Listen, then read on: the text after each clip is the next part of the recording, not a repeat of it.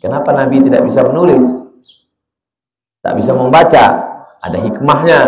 Kalau Nabi itu bisa menulis, bisa membaca, orang akan bilang, semua yang ada di Quran itu berarti dikopinya dari Bani Israel. Karena dia bisa nulis, bisa baca. Dia tak bisa tulis, dia tak bisa baca. Tapi dia punya tim penulis. Nama timnya Kuttabul Wahyi.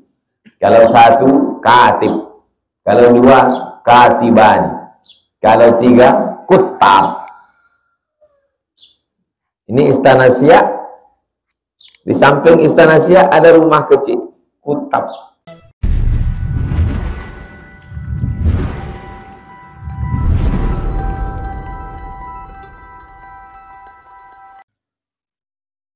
Qala al-musannifu rahimahullah.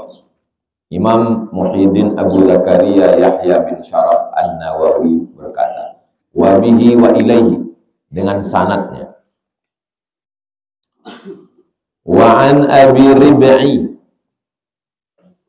kunyahnya Abu Rib'i. Kalau menyebut nama orang, Abu Mizyan Abdus Somad, nama kunyahnya dulu Abu Abdillah Abu Hafs Umar Ibnul Khattab, Abu Bakrin Siddiq, Abu Rib'i. Nama dia Hanzalah bin Rabi'. Nama dia Hanzalah. Nama kunyahnya Abu Rib'i. Nama bapaknya Rabi'. Marganya Al-Usaidi. Nah, jadi dari nama itu tiga. Abu Rib'i, Hanzalah bin Rabi', Al-Usaidi. Al-Katib, katib, penulis. Kenapa disebut dia Al-Katib?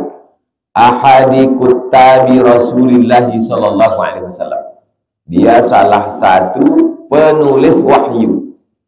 Jadi disusunlah lebih kurang 40 orang. Kuttabul wahyi, penulis wahyu.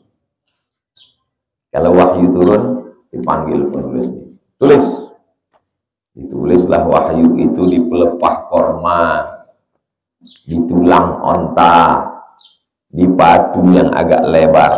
Berserak-seraklah Quran itu.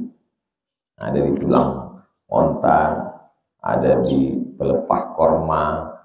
Tapi di kepala mereka itu tersusun filenya rapi. Jadi jangan bayangkan Quran itu berserak. Oh, kalau gitu ada ayat yang hilang. Tak ada hilang. Karena mereka lebih mengutamakan hafalan. Sekarang zaman berbalik. Di Quran itu rapi, di sini kacau. Sampai ustadz pun lupa di mana letak subhanaka rabbana ma khalaqta hadza batila. Pangkal berujung. Jadi berubah zaman. Dulu hafalan itu yang utama, tulisan itu second. Primer itu hafalan. Sekarang terbalik, tulisan yang utama, hafalan nomor 2. Berubah zaman itu. Jadi kalau ditanya orang, mana hadis? Kenapa hadis tidak ditulis?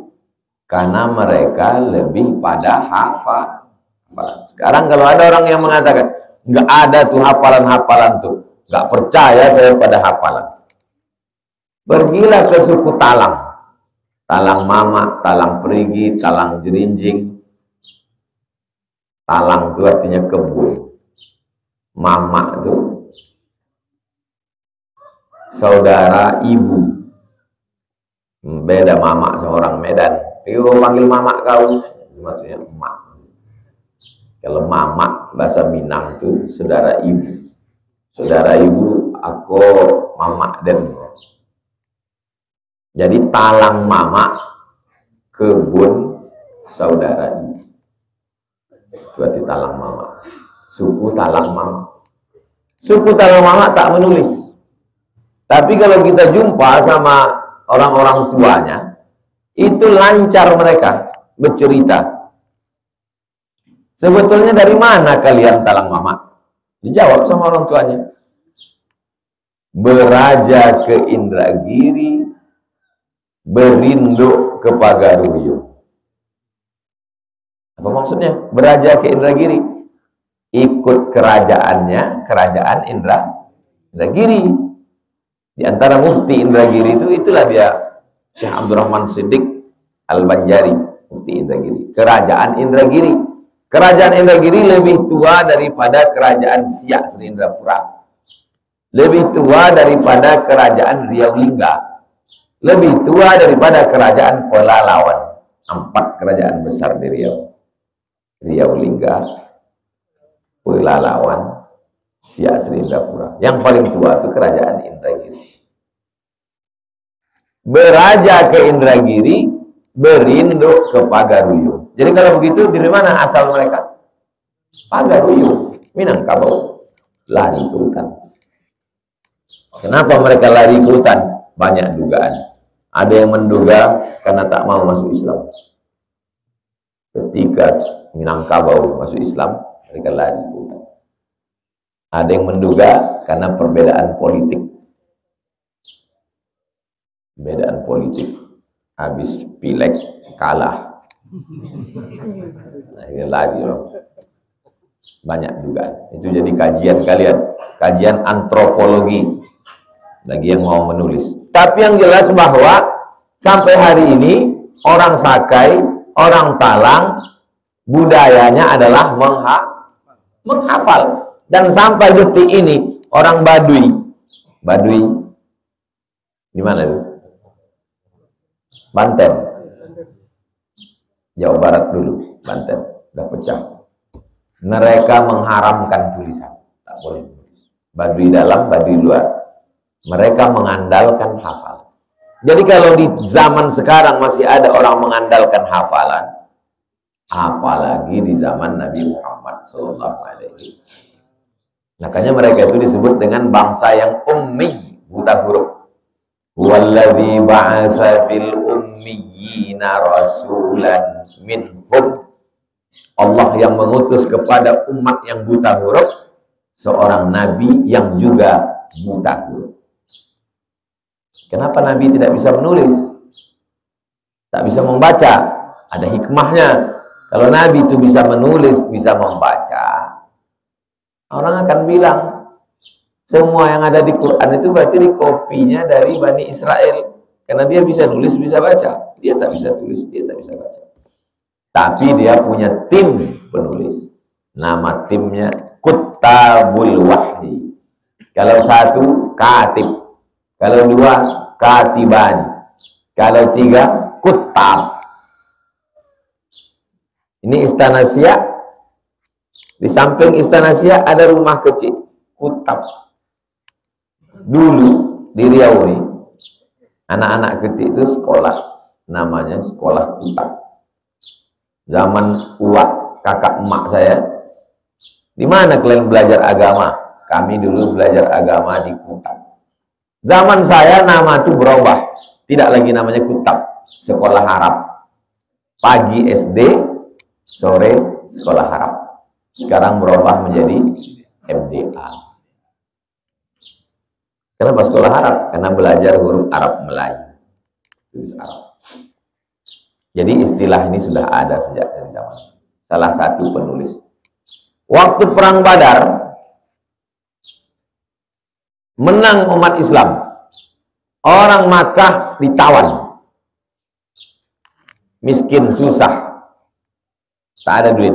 Kalau Nabi mau kaya, hai orang Makkah, kalian tebus pakai emas, kulepaskan ini. Tapi Nabi tidak begitu. Siapa yang bisa mengajarkan tulis baca kepada anak Madinah, bebas. Itulah gerakan pengentasan buta huruf pertama. Di ayat Quran banyak sekali cerita tentang menulis, membaca, menulis, membaca. Ayat yang pertama turun, Iqra, membaca.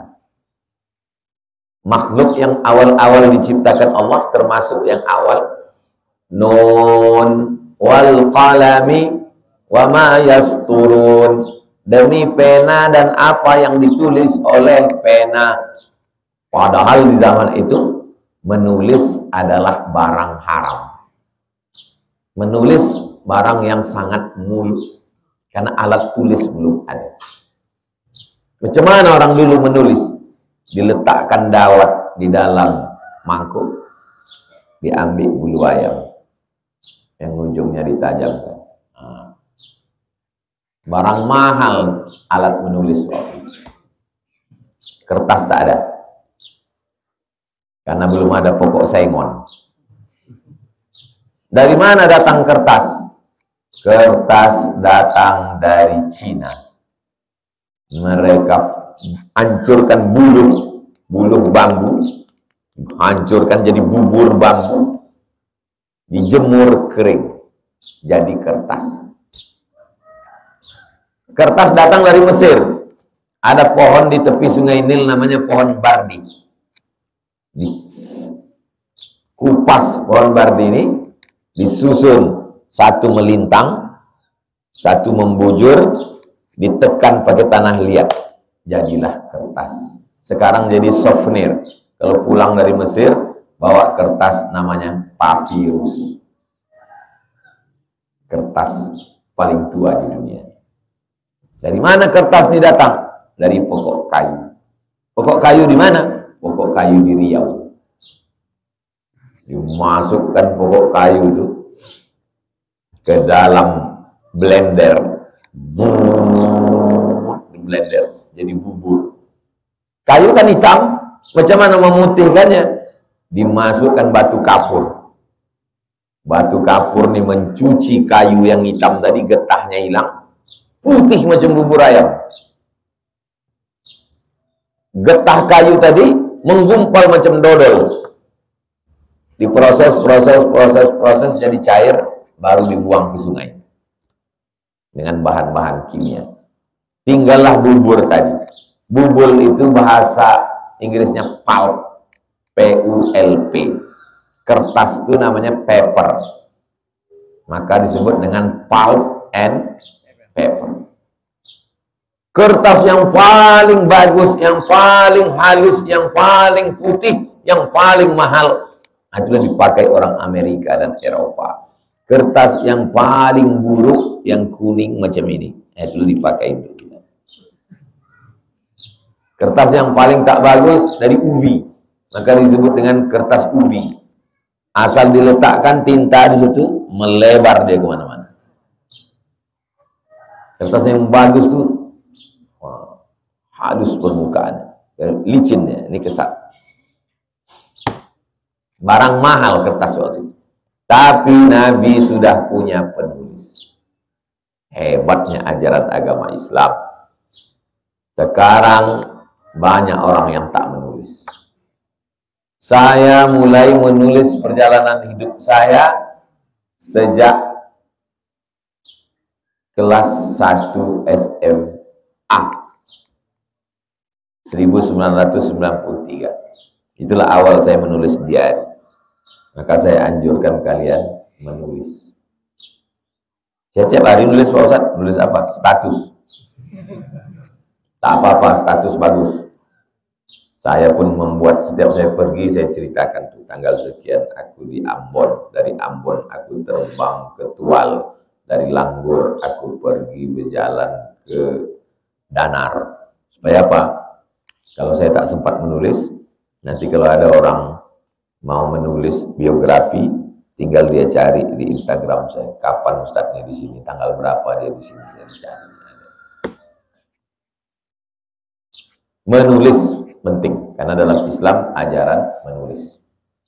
Salah satu penulis itu adalah Hanzalah. Qala, dia berkata, laqiyani Abu Bakrin. Abu Bakar Siddiq radhiyallahu anhu menjumpai saya.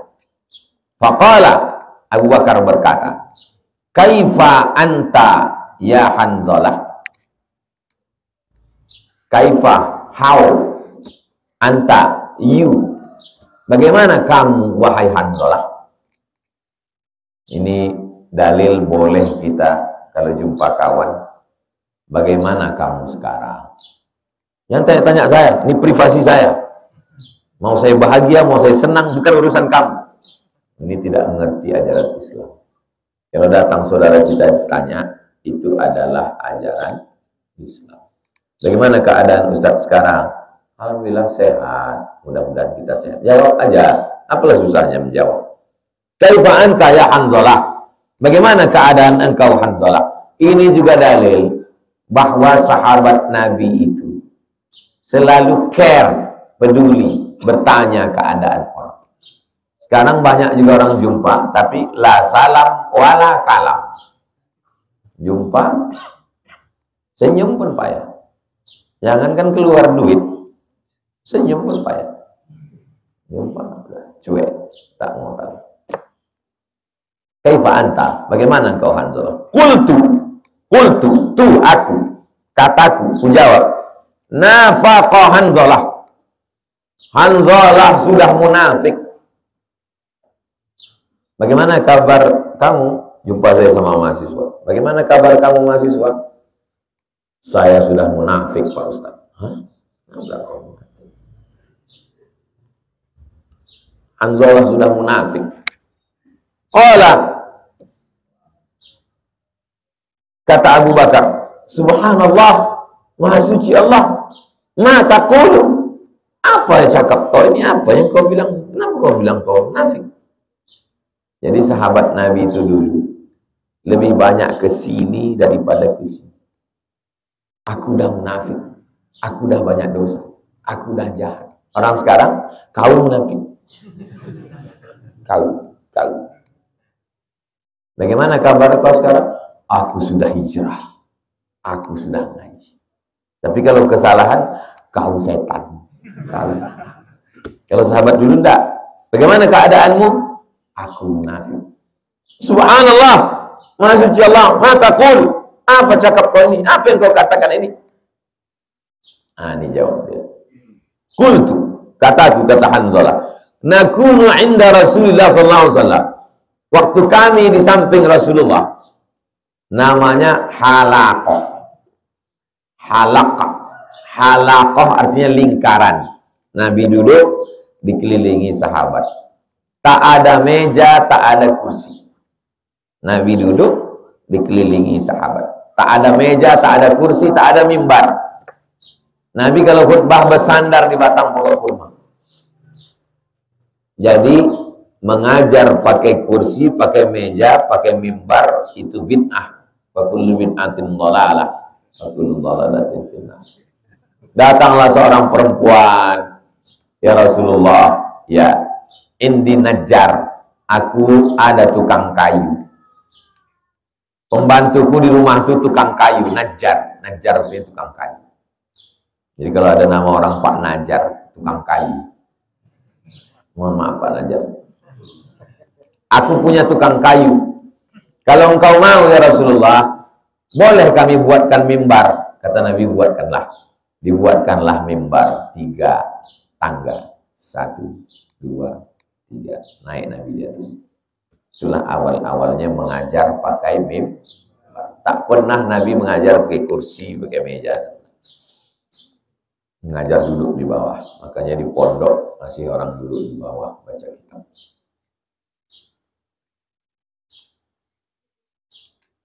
Kata Hanzalah, nakunu inda Rasulillah, waktu kami sedang duduk bersama Rasulullah, yudzakkiruna bil jannah. Nabi mengingatkan kami tentang surga. Wasari'u ila maghfiratin min rabbikum wa jannatin 'arduha as-samawati wal ardh. Kamu nanti akan masuk surga luasnya seluas langit dan bumi. Wan nar. Nabi juga mengingatkan kami tentang neraka. Yaghli fil butun, apinya menyala dalam perut, kaghalil hamim, seperti air yang mendidih. Batu kerikilnya diletakkan di tapak kaki, yaghli bihadimahu, mendidih otak di kepala. Nabi cerita tentang surga, Nabi cerita tentang neraka.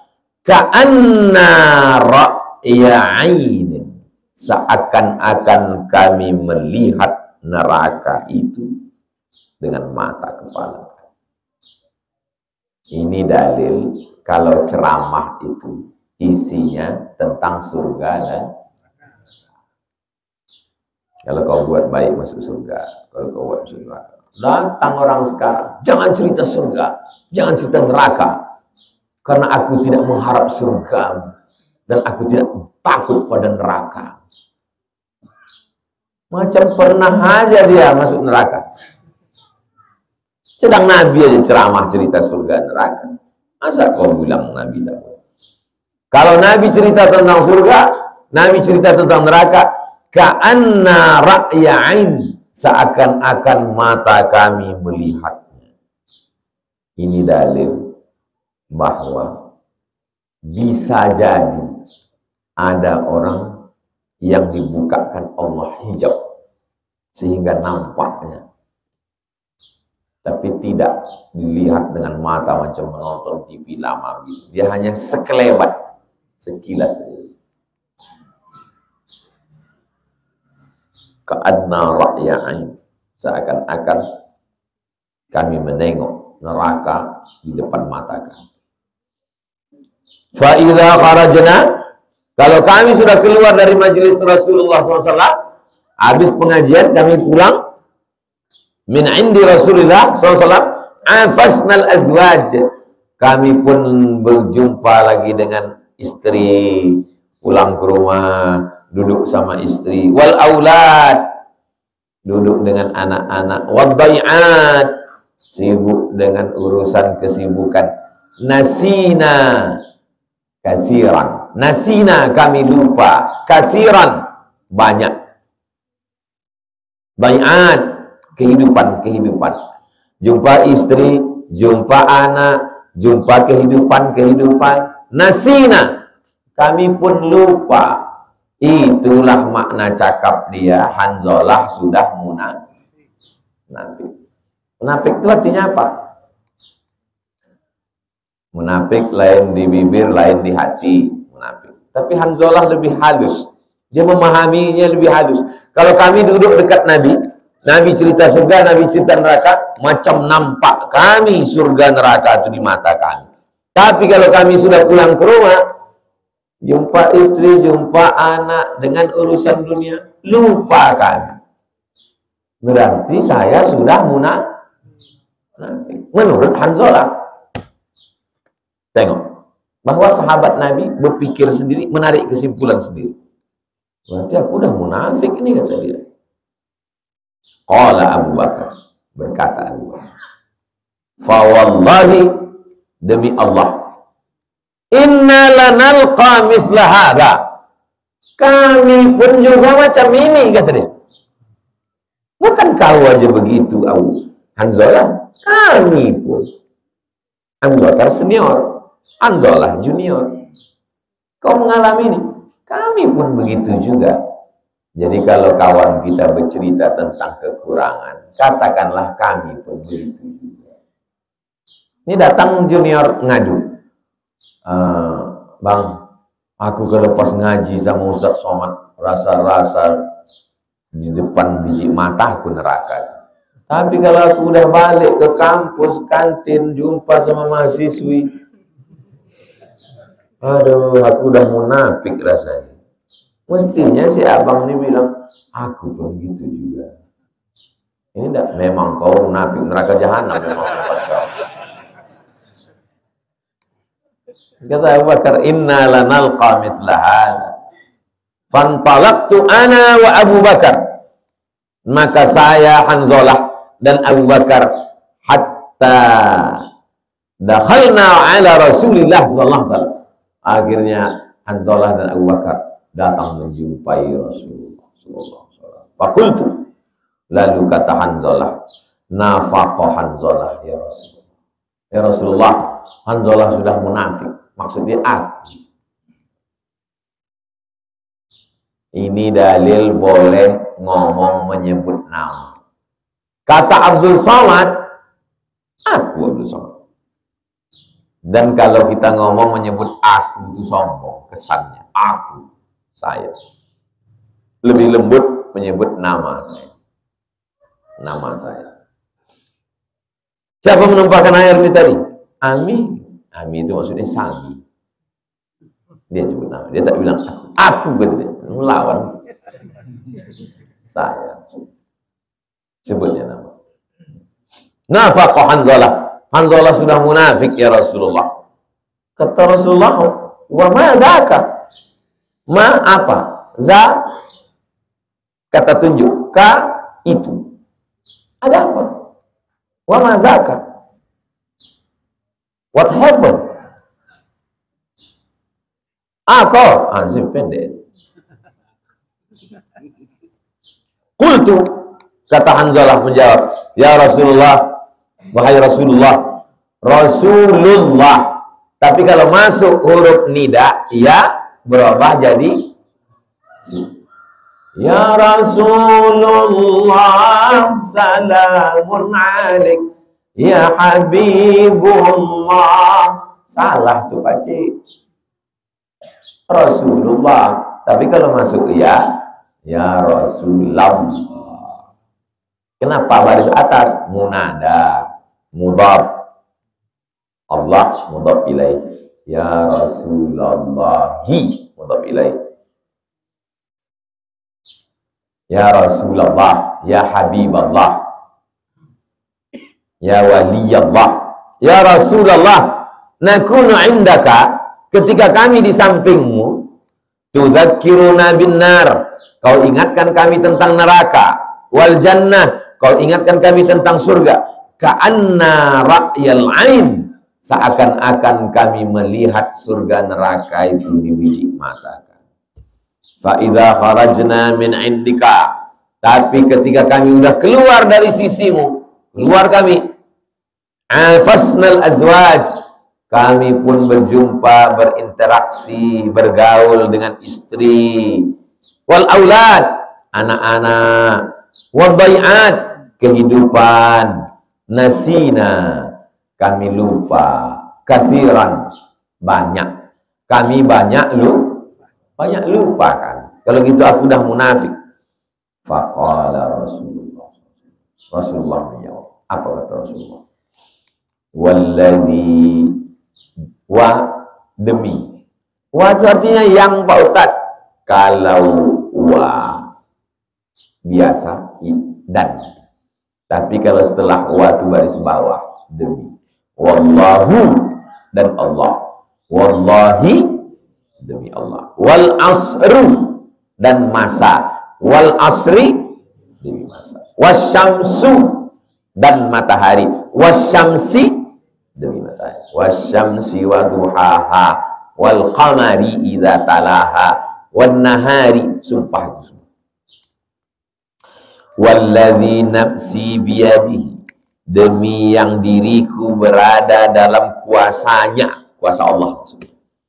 Lau tadumuna, lau, kalau, bahasa Arabnya lau, bahasa kitanya kalau, lau, kalau, tadumuna, kamu terus menerus, seandainya kamu terus menerus, ala ma takununa indi, seandainya kamu terus menerus macam di samping aku itu, tak berubah-ubah kalian. Macam mana kalian di samping aku, pulang ke rumah macam itu juga, pergi ke pasar macam itu juga, pergi ke kebun kurma macam itu juga, tak berubah-ubah. Wa fi dzikri, dan kalian terus berzikir, tak lupa-lupa, ingat terus. La safahatkumul malaikah, maka datang malaikat bersalaman dengan kamu. Ini dalil bahwa malaikat bisa bersalaman dengan manusia. Assalamualaikum Pak Ustadz. Waalaikumsalam. Bisa malaikat bersalaman dengan manusia? Saya belum jumpa lagi dalilnya. Inilah dalilnya. Seandainya kamu macam itu tak berubah-berubah, lasafahatkumul malaikah. Imam Jalaluddin Abdul Rahman As-Suyuti menulis satu kitab, namanya Tanwirul Halaq fi jawazi ru'yatil anbiya wal malak. Hadis-hadis yang menyatakan bahwa bisa menengok malaikat. Tapi jangan gara-gara ini balik mengaku jumpa malaikat semua. Tengok, perhatikan tentang hadis-hadis jumpa malaikat.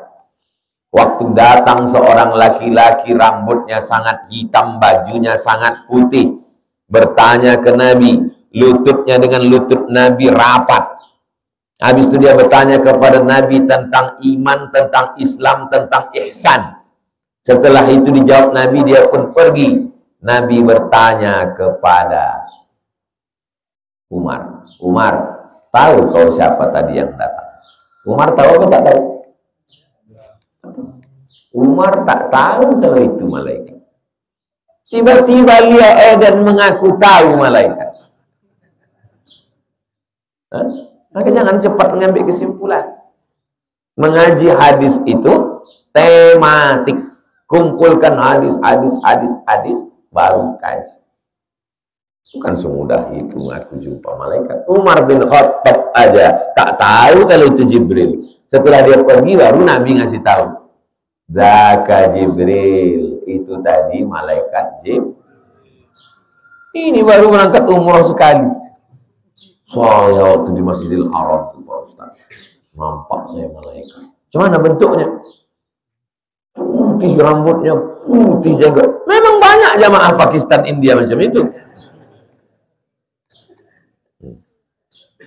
Kan senang jumpa malaikat. Tapi bisa, tidak mustahil jumpa malaikat. Mana dalilnya? Nabi mengatakan, "Lau tadumuna ala ma takununa indi." Seandainya kamu bisa terus menerus kamu jaga macam perasaan kamu di samping aku, la safahatkumul malaikah, malaikat bersalaman.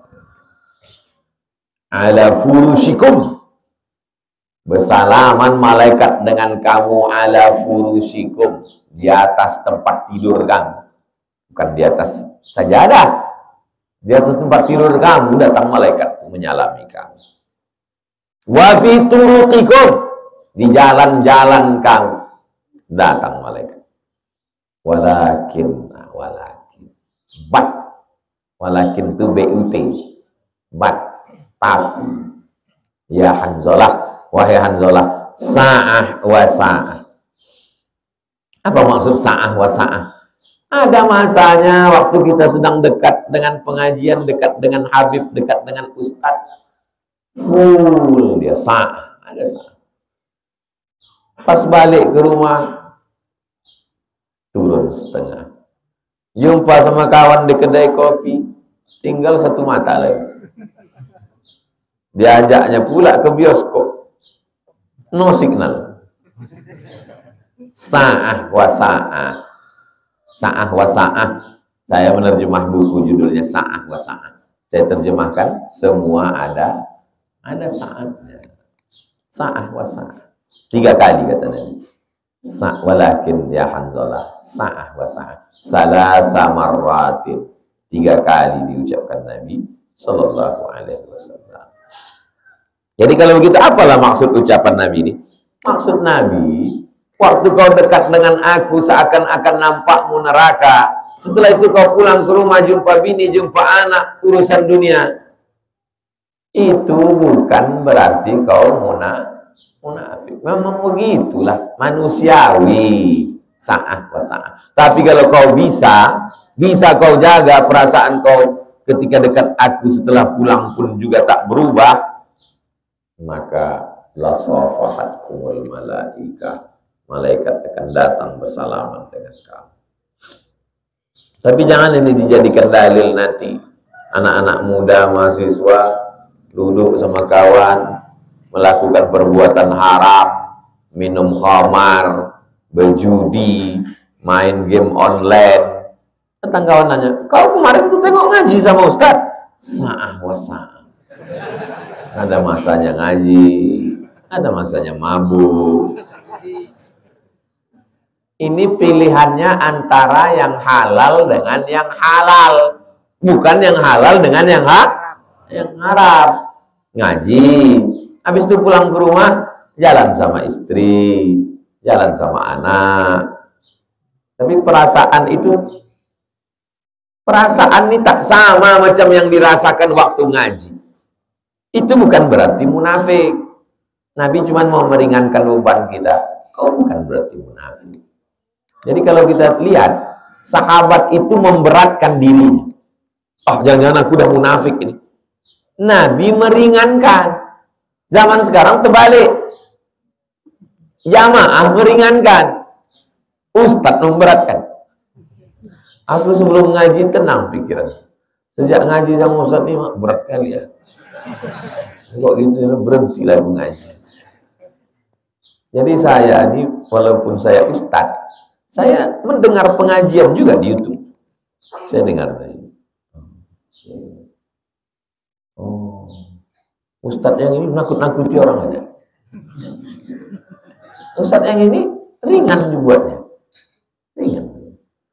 Assalamualaikum Ustadz. Waalaikumsalam. Kami ini anak-anak muda tidur aja Pak Ustadz. Hari Sabtu, hari Ahad tidur. Baring-baring.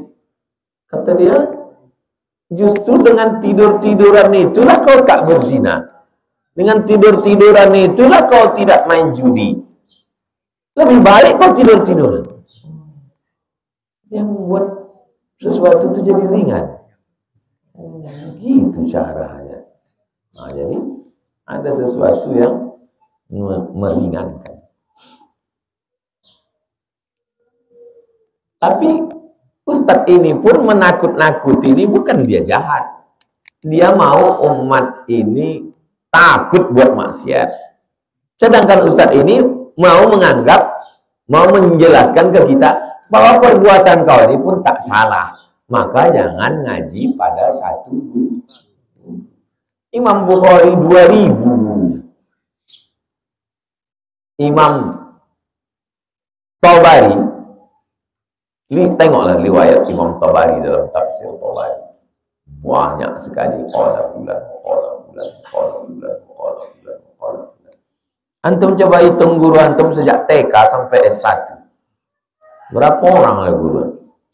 Sebentar ya Pak Ustadz, saya hitung. TK 1 orang cuma. SD 2, kepala sekolah sama wakilnya. Pas ngaji 1 tinggal guru saya. Karena kata guru saya itu jangan ngaji sama yang lain, karena yang lain itu pelaku bid'ah. Aku aja yang selamat dari bid'ah di sini.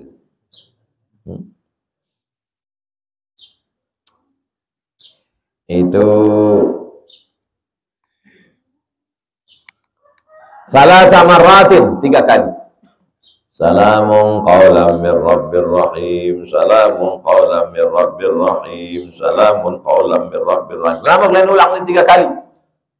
Sedangkan cakap aja boleh diulang 3 kali kalau penting. Apalagi ayat Quran. Assalamualaikum warahmatullahi wabarakatuh. Waalaikumsalam. Kalau tuan ke pasar Keramat, jangan lupa membeli ragi. Karena sambutan salam kurang semangat. Kita ulang sekali lagi. Assalamualaikum warahmatullahi wabarakatuh. Sampai 3 kali. Apanya Ustadz nih salam 3 kali? Padahal ada hadisnya. Idza sallama sallama salatan. Kalau mengucapkan salam, dia salam 3 kali. Bukan 3 jari. Itu kampanye. Ucapkan salam 3 kali. Salasan.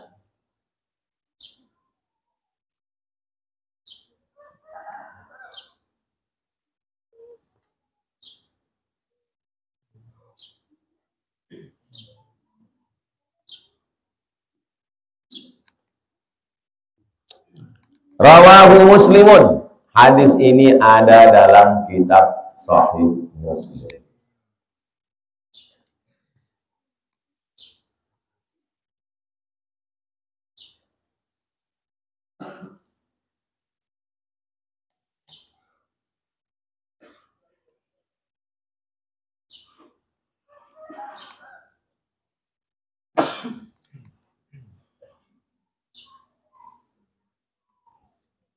Kalau gitu tak ada dalam Sahih Bukhari, tak ada.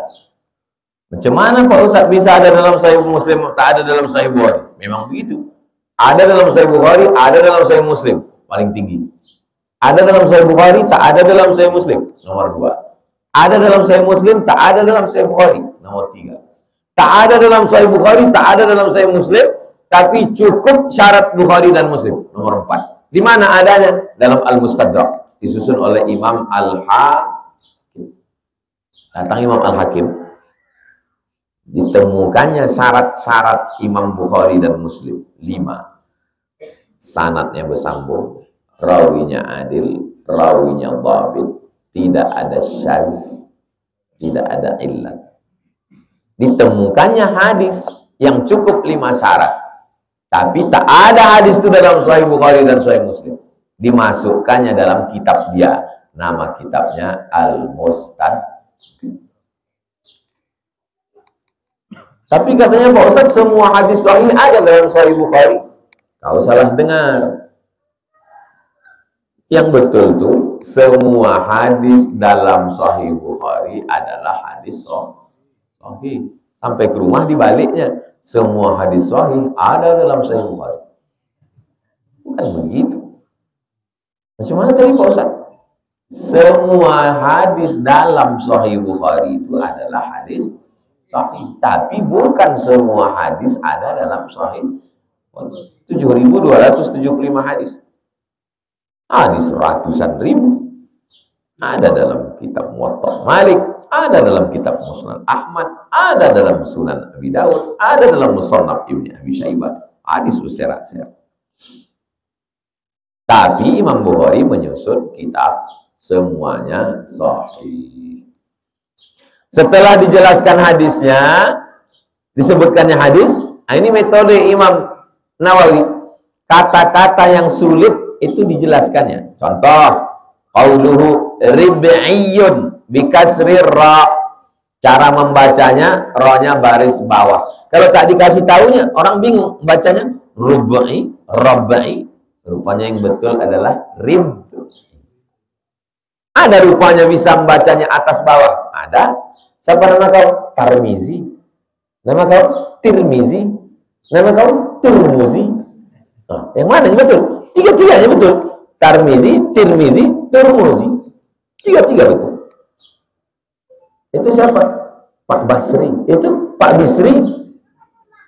Al-Basri, Al-Bisri, Al-Busri.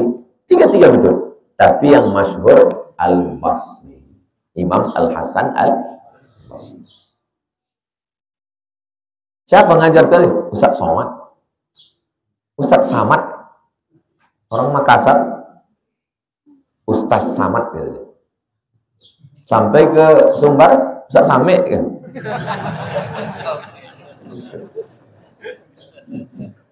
Kamu Same tadi kan. Rib'i wal Usaidi. Bisa dibaca orang Asidi. Rupanya yang betul membacanya bi dhammil hamzah. Hamzahnya dibaca dhammah. Usaidi. Asad, singa. Kalau Usaid, singa kecil. Hasan, baik. Husain, baik kecil. Rajul, laki-laki. Rujail, laki-laki kecil. Itu namanya tasghir. Usaidi, keturunan singa kecil. Bi dhammil hamzah. Hamzahnya dibaca dhammah. Wa fathil sin. Sinnya dibaca fathah. Usai. Wa ba'daha ya'un musydaddah. Ya-nya dibaca tasdid maksurah. Usaidi. Wa qauluhu afasna. Kata afasna dalam hadis ini artinya hafasna bil ain wasin al muhmalataini. Tak ada titiknya. Apa maksud ain tak bertitik? Kalau bertitik jadi lain. Sin tak bertitik. Kalau bertitik jadi itu maksud muhmal. Muhmal tak bertitik. Kalau bertitik mu'jam. Ai artinya alajna, la'abna, kami bergaul.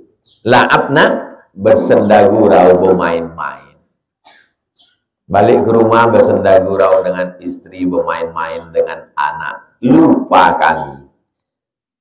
Tak macam waktu duduk ngaji tadi. Apakah kami ini udah munafik Pak Ustaz? Tidak. Sa'ah wa sa'ah. Ada masanya ngaji. Ada masanya senda gurau, ada masanya jalan-jalan. Tapi kalau kalian bisa mempertahankan perasaan yang tadi tak berubah-ubah, perasaannya berubah atau tak berubah? Berubah. Jadi kalau ada orang mengatakan, perasaanku tak berubah sama kau, Dik. Buaya. Anu pula ada perasaan tak berubah. Perasaan itu berubah. Berubah perasaan. Wabai'at, bai'at artinya al-ma'ayish, ma'ayish kehidupan.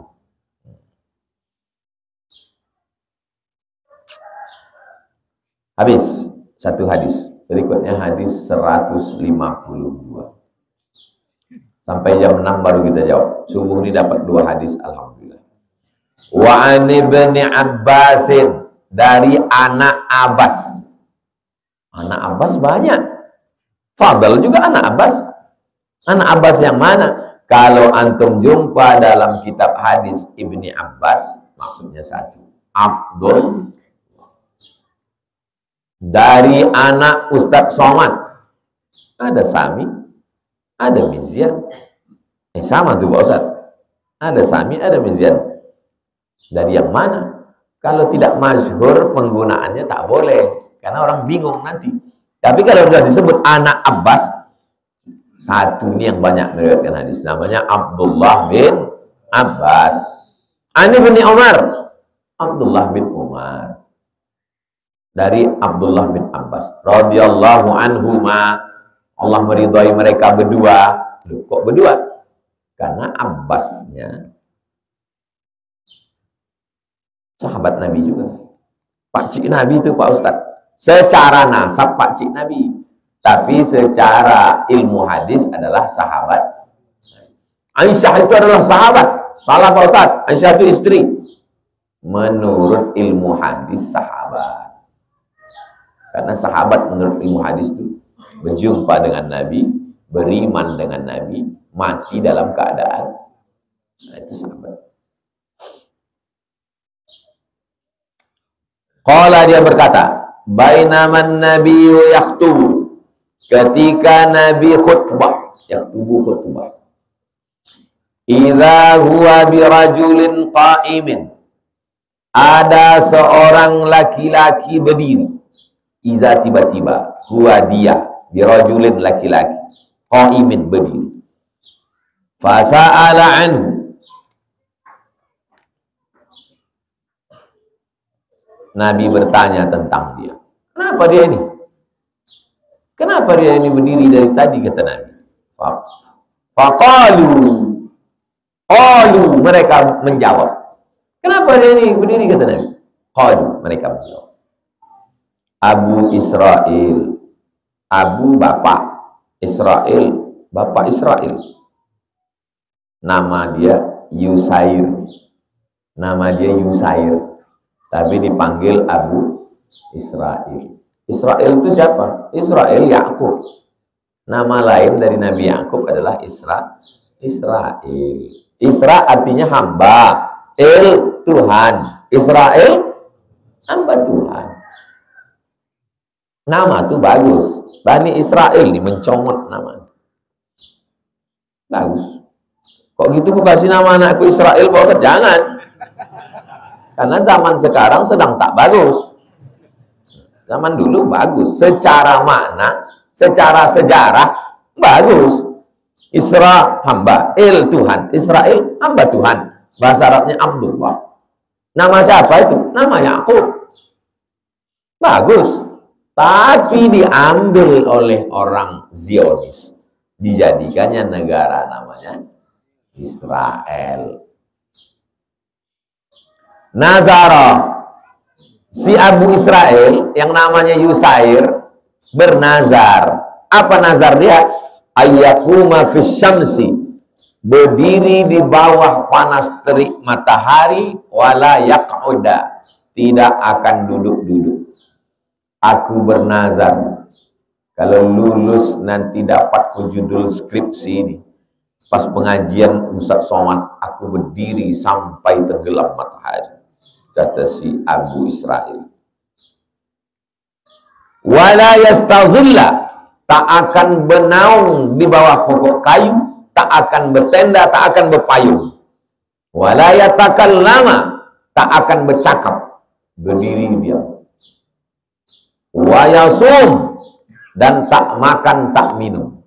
Tak makan, tak minum, tak bercakap, tak berpayung, berdiri di panas. Faqala Nabi, apa kata Nabi?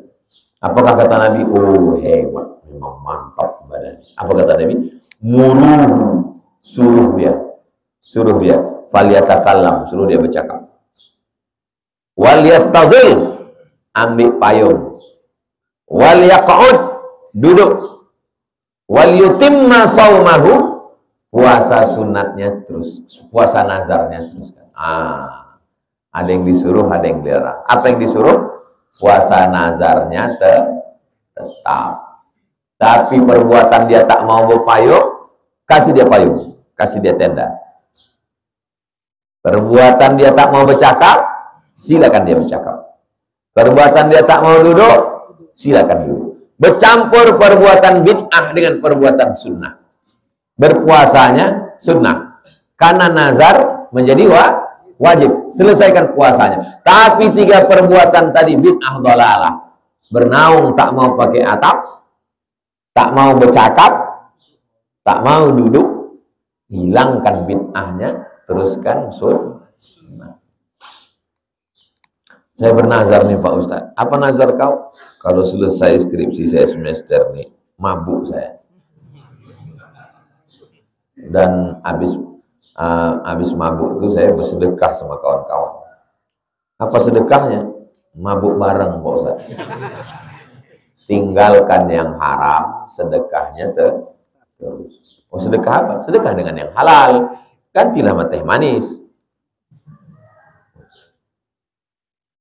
Ini menunjukkan kalau ada orang bernazar, nazarnya haram, maka tidak wajib dilaksanakan. Begitu juga wasiat.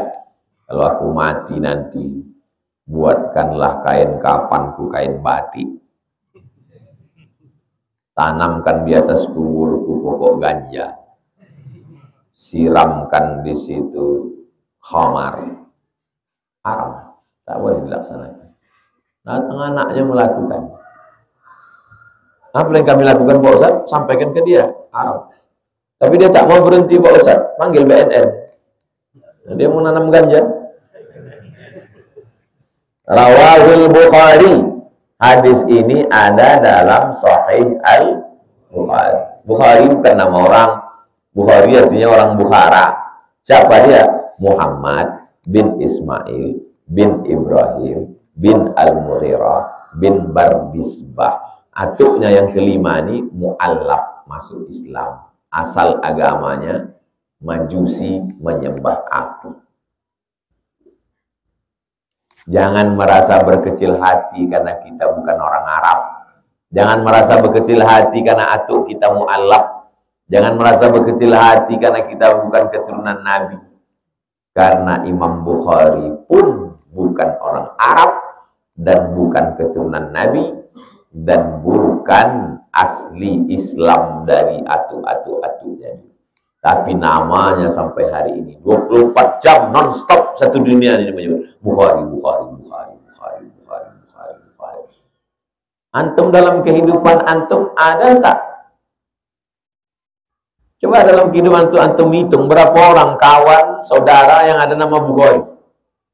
Saya rasa setiap kecamatan, setiap desa ada nama orang Bukhari di Indonesia. Dulu Ustadz yang terkenal di Riau ini namanya Ustadz Bukhari Dahlan. Pernah antum dengar?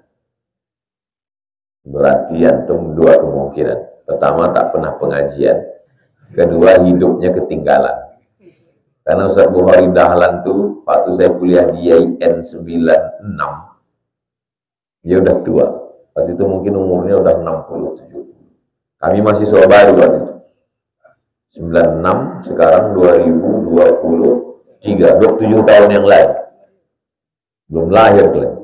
Ustadz Bukhari Dahlan lah mengajar mata kuliah public speaking.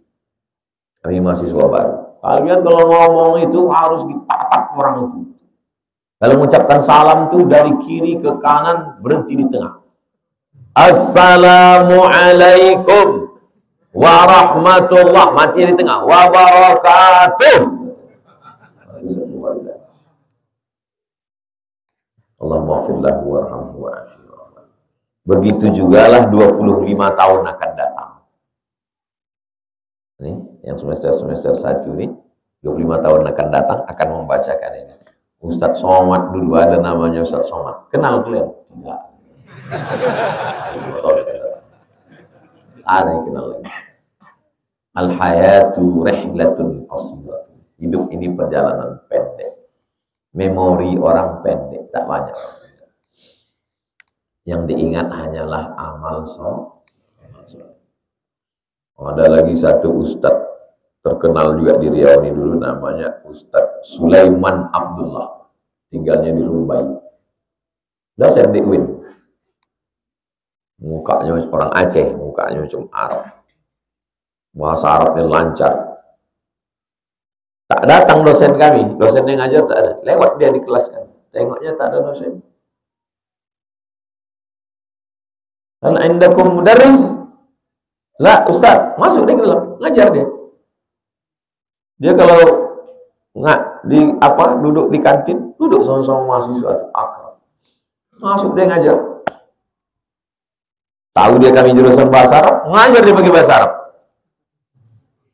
Fi yamin minal ayyam, kata dia, pada suatu hari, ja'a rajulun, datang seorang laki-laki. Hamila zaujatahu al-hamil, membawa istrinya yang sedang hamil tua. Wa fi wasatit tariq, di tengah jalan, istrinya mau melahirkan anak, mendesak mau melahirkan. Fahamila ila doktor, lalu dia bawa ke depan rumah orang. Fihi maktub, ada tulisan di depan, dokter, DR. Dibawanya lah istrinya ini ke rumah orang yang tulisan ada DR. Lalu dibilangnya, Assalamualaikum Pak, Assalamualaikum, istri saya mau melahirkan. Dibuka sama tuan rumah tuh, mohon maaf, saya dokter kayu, bukan dokter melahirkan. Dia memang dokter, tapi jurusannya masalah kayu.